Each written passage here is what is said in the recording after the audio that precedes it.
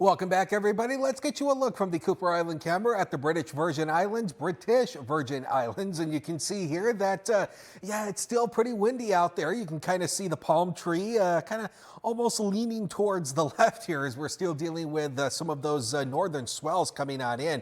And this is going to remain through the weekend, so the wind is going to remain up, and we still do have those high rip currents. Let's get right into it, and we'll show you Doppler Max here and show you that we have that high surf advisory out for the northern islands from St. Thomas and St. John. That runs until about noon hour or so, but I do expect it to be reissued again as we go into tomorrow. Then we have the small craft advisory that runs all the way through tomorrow afternoon. So again, the same deal we've been talking about all week. If you do have those beach trips planned, our advice is to use caution, or better yet, don't get into the water if you can.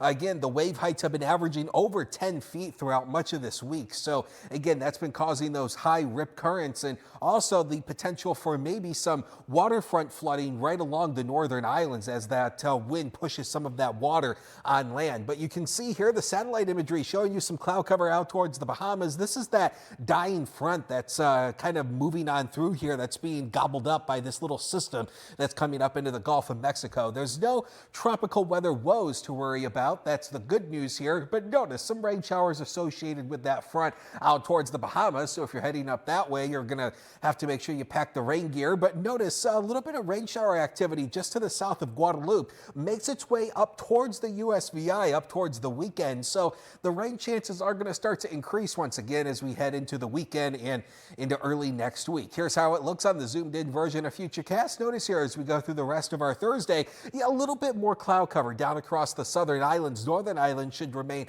mainly clear. Here comes a little bit more cloud cover as we go into Friday morning. So the Friday morning commute should be fine, but here we go into the afternoon. A few scattered showers and rumbles develop, and yeah, that wind still going to be on the gusty side. So again, with that northeast flow, that's still going to continue. Also, there could be some heavier downpours, especially out towards St. Thomas.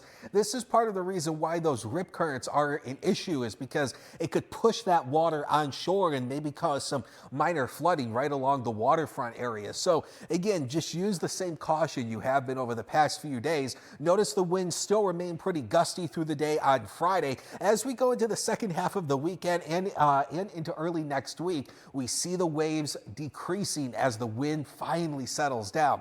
Let's talk about the next 5 days. You can see here temperatures remain into the mid 80s throughout much of this forecast period. Few scattered showers as we go into tomorrow and Friday. Rain chances decrease as we go into early next week, and also the wind comes down as well. So the swells decrease and the wave heights come down as well, which will be good news for those of you on the northern islands.